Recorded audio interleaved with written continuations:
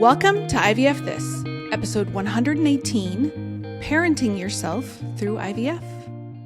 Hello, my beautiful friend. You are all doing so well today. We are already in the heat of the summer here in Austin. It is oppressively hot. We've already been in the hundreds for the last few days, and there's not really a projection for us to get much lower than like 95. So say prayers for me because I'm not the most emotionally stable person when I'm super hot. I don't understand people who love summer down here in Texas because it is just so oppressive. But I think I complain about it every single year. And I have no resolution to not complain about it. So congratulations to all my IVFers. You get to hear me bitch about it every single summer. I wanted to remind everyone before we get started on this episode that I'm really excited about. I think it's going to be a nice little reframe for everyone. And it's essentially another aspect or avenue of what we already talk about on this podcast. So I'm excited to bring it to you. But first I wanted to mention that I've taken the consultation calls and the free mini session because I kind of get both. I have had both on my calendar for years and years and years. And I find that when I do either or, there's like an amalgamation of both or a combination of both. So it's like we'll do a consultation, which really shouldn't involve any coaching, or at least how it's taught by other business coaches or whatever, that you shouldn't really do coaching on consultation calls, but I end up coaching on consultation calls. And then, per the coaching business, you really shouldn't do a sales pitch on a mini session. And I don't always, just depending, I always want to see where the other person is. But I find I do a combination of both. So I have rebranded the consultation/mini session call to be a take back your life call. So it's 50 minutes and we get to do whatever you want to do. If you want to ask me questions, if you want to get coaching, if you want to just straight jump into what it would be like to work together, we can do all of that, a combination of that, only that on that call. So that's what you're going to find now in either my social media bios or on my website, which is www.ivfthiscoaching.com, or my social media is at ivfthiscoaching.com, both for Instagram and Facebook. That's what you're going to see, a take back your life call. That's what we're doing. All right. I don't care what business coaches tell me I need to be doing.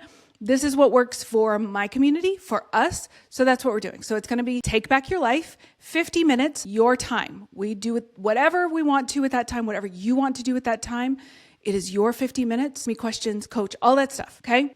So that's the first thing I wanted to mention. Before I get started, I do understand that the title of this episode could be triggering for some people. I want you to know that I'm not going to be talking about parenting children. I know it's in the title, Parent Yourself Through IVF, but I also know the sticky wicket of the word parent. Okay. So if you're not quite ready to listen to this episode, even though it's not going to have anything to do with babies, this is all about you as a person and finding fulfillment, nourishment, all those things with you. If you're not ready to listen to this episode, that's okay. You're not going to hurt my feelings. We got 117 other episodes, plus some greatest hit rewinds, bonus material. We've got plenty of stuff for you to listen to right now.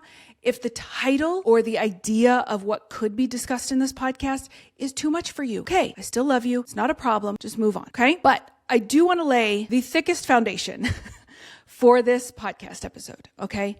This podcast episode, when we talk about reparenting or parenting yourself, when I talk about it, I want you to know that this is never about taking a dig at or disrespecting your parents, your caregivers, the people that raised you. That's not what parenting yourself or reparenting yourself is all about. I think what we forget a lot about parents, because we see them in a role, like our caregivers or the people that raised us, we see them in a very specific role. And I think that we forget that they're humans. They are messy and complicated and they have their own garbage just like we do.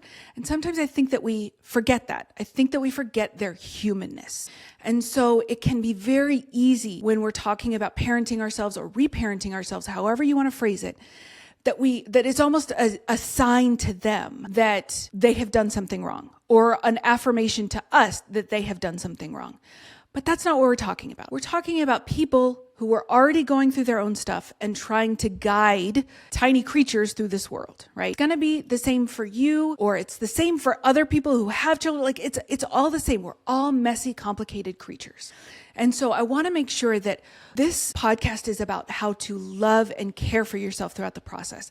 This isn't about finding absolution or clarity or understanding that the people who raised you did something wrong. This is about the understanding, the basic principle of of parenting yourself is that you now, as a grown adult, can have a better understanding and a better awareness around your needs and how to take care of yourself and how to communicate with yourself and how to nourish yourself more than anyone else. When you're being parented, you are doing so through their lens, right? They are viewing you and their expectations and their standards through their own lens, based on their own beliefs and their own biases and their own judgments and their own preferences, right? That's not a problem. I'm not speaking specifically about abuse or neglect, right? Those are the extremes. We're talking about like right in the middle, okay? I think that it's really important to understand that as an adult, you now have the responsibility to take care of yourself and to learn what that means and to learn how to care and nourish yourself.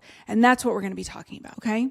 I think the reason that we're never taught specifically by our caregivers about our feelings and about emotions and how to validate ourselves or how to validate our own experiences or anything like that is because they were not taught that. There is not a high level of emotional accountability, which means emotional accountability is I can take responsibility for my actions. My emotions are my responsibility. You said something or you did something and I had a feeling, a thought about it. That feeling and that thought, while it was kind of a result of what happened or what you said to me or whatever, those are my responsibilities.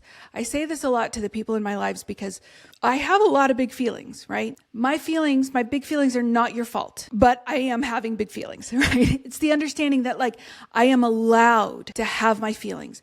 My feelings are never wrong. There's always a reason. They always make sense when they appear.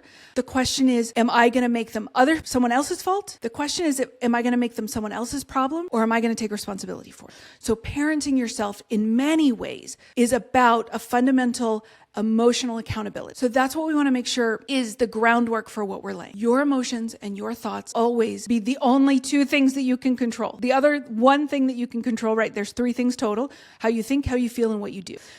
Taking emotional accountability and saying that I own my emotions, I own my thoughts. Also, you have to be responsible for your actions. You have to be accountable for your actions.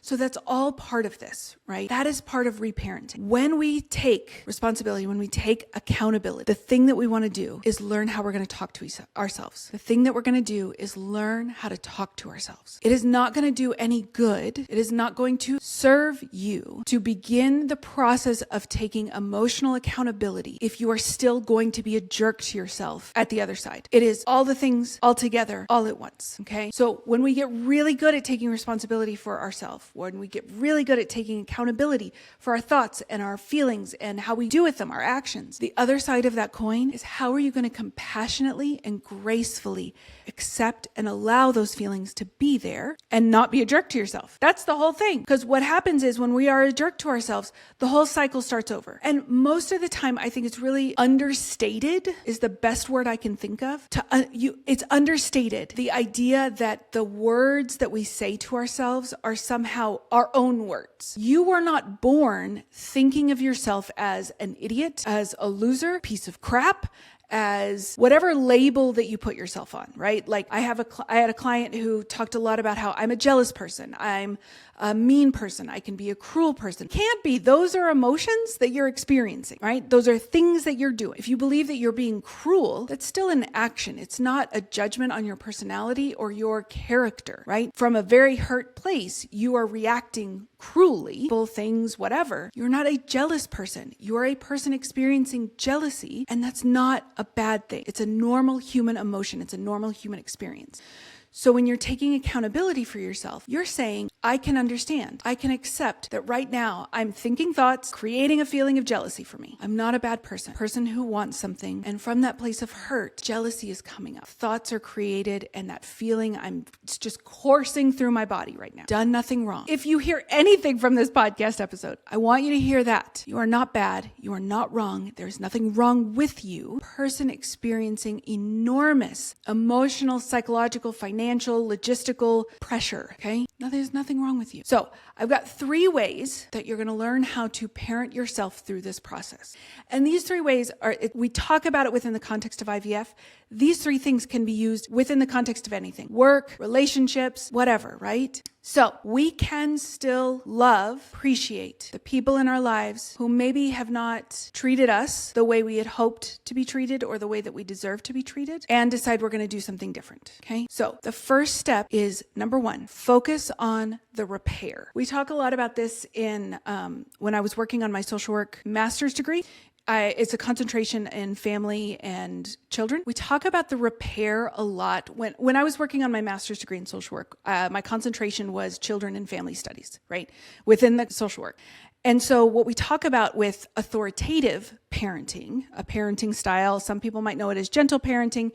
The crux of it is it's authoritative parenting. And the idea is that when you are so dysregulated, when you are screaming at the top of your lungs, when you're having a tantrum, when you are so unable, when the emotion is overcoming you so powerfully that you cannot almost control yourself, you almost can't help yourself, then what you do is you focus on the repair. Again, relationships. This is relationship 101. I do this a lot. I have been working for many, many years to become a less reactive person because I have a tendency to be emotionally reactive. My ADHD and ADHD in general speaks a lot to emotional dysregulation, emotional lack of emotional inhibition, things like that. So for neurodivergent people, you are very likely emotionally reactive. Okay. So one of the things that I focus on is when I snap at my husband, he'll say something like, "Ooh, coming in hot," or something like that. And that's a little bit of a funny cue for me. And then instead of doubling down on my anger, instead of doubling down on whatever emotion I was experiencing, I focus on the repair. Can't take back the words. I can't take back what I did. Ownership of it. I'm sorry. I should not have said that the way that I did. I was having a big feeling, and I'm sorry that I took that big feeling out on you. I'm sorry that I made my feelings your problem. That's what focusing on the repair is. So when we're talking about parenting yourself, focusing on the repair looks a lot like when you go searching down Dr. Google. You heard about a new thing on maybe one of the Facebook groups,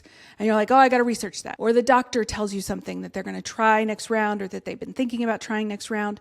And you're like, oh, I gotta go research that into oblivion. And it gets to a point where you're past research, you're past information gathering, and you're trying to find certainty. Usually it's a very thin line, but usually you've fallen off the cliff when you are kind of obsessing about it. It's the first thing you want to look up at the beginning of the day, or you're spending hours upon hours at night when you should be sleeping or resting or whatever. When you're trying to research that, when you're trying to find more information. Maybe you've gone past journal articles and now you're looking for anecdotal information, right? You're searching Reddit or YouTube for other people who've experienced this, right? And you leave feeling worse than when you started. That's usually the point where we start to bully ourselves. What the hell's wrong with me? Why can't I just let this go? This doesn't even feel good anymore. What are you even doing here? That's the point where you're like, you know what? I know I was looking for something I'm not going to find on Reddit or YouTube or in the Facebook groups or, crowdsourcing information. I'm not going to find it. I'm not going to find it there. It's something that I'm looking for in here. I'm chasing a feeling. That's very normal. I'm very scared. This is what scared feels like. Allow yourself to kind of narrate that. I can feel my heart pumping. It's palpitating. Maybe I'm a little bit sweaty. I have butterflies or a lead ball in my stomach, right? Give yourself the opportunity to acknowledge that emotion. Fear is driving me. Urgency is driving. And that's okay. It's human. Nothing has gone wrong here. I'm okay. That is focusing on the repair. That is allowing yourself experience all the things that you want to experience. You want to be able to open up and allow all of the feelings, because if we can, that is like the most beautiful assurance to yourself that you can handle whatever is going to happen. If you're on board for all of the feelings, there's nothing you won't be able to navigate. Not that it's not going to be hard, not that it's not going to be painful, but it's not going to kill you. Okay. All right. Number 2, tell yourselves the things that you wish you could hear. So I'm in the kind of the beta launch for my group program. We have a fantastic group of 6 women. These women are just so phenomenally invested in learning as well as building the community that I am trying to build through the group coaching program, the container that I'm offering, right? And a lot of what we have been talking about these first few weeks, right? It's all about creating awareness, learning the think, feel, do cycle, learning how to do those things for yourself so that you can coach yourself through anything.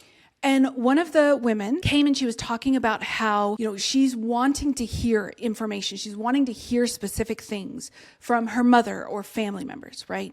Wants to hear that level of support, like, oh, yes, I see why you would do this. I see why you want to do this. This has to be tremendously difficult for you. What a very hard thing to try to decide to do and move forward. I'm very proud of you.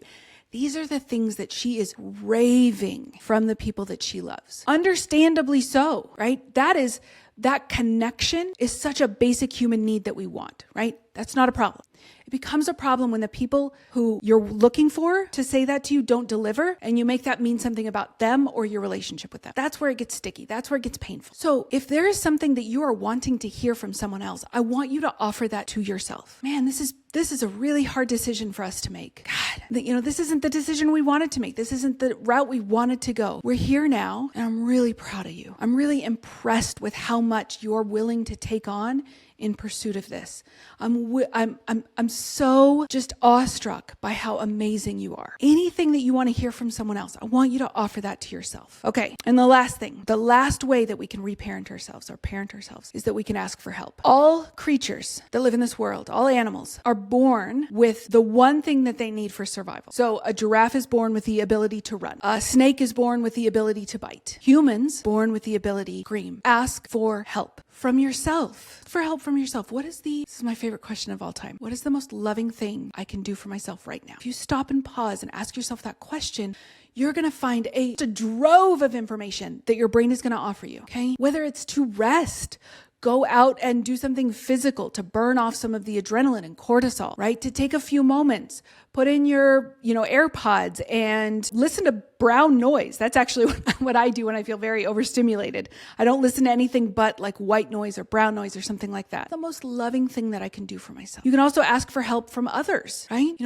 I need support in this. Tell them what you want them to say. It doesn't make it disingenuous if they say it. You're just telling them, you're giving them your playbook instead of requesting that they read your mind based on your own needs. They don't have that ability. The people that we love, I truly do believe, want to support us in the best way possible. They often just don't know how. So if you tell them, I really need support right now. What do you need support with? Right? I'm pretending to be a two-party conversation. What do you need support with? I feel like I'm going back and forth on this decision. I know this decision is the right decision for me and for our family, but I keep just going back and forth. It's going to be really hard, right? I want you to tell them, I need support with this. I need confirmation that I'm not a terrible person, confirmation that I can be making the right decision, that I'm not selfish, or whatever it is that you're telling yourself that you are because you're kind of churning that over and over. I want you to offer that to yourself. These three things, these three fundamental things, this is the stuff that we talk about every single week on this podcast. And there's a reason. Repetition is the way that we learn. So when we talk about parenting ourselves or how to care for ourselves, how to nourish ourselves, whatever verbiage works for you, that makes the most sense, that resonates the most, it is no bother of mine. Whatever you choose that works and serves you, that's what I want you to focus on. But it's always going to be around repairing that relationship with yourself, telling yourself the things that you wish you could hear from other people, and asking for help from the people that you know, love, and want to support you. And that, my friend, that is the thing. That's the thing that's going to make this process just a little bit easier for you. And that is what I have for you this week. I hope you have a beautiful week, and I'll talk to you soon. Thank you for listening to this week's episode of IVF This. If you like what you've heard, click subscribe and follow to make sure you don't miss an episode. And if you want to learn more, head over to www.ivfthiscoaching.com to learn how to work together.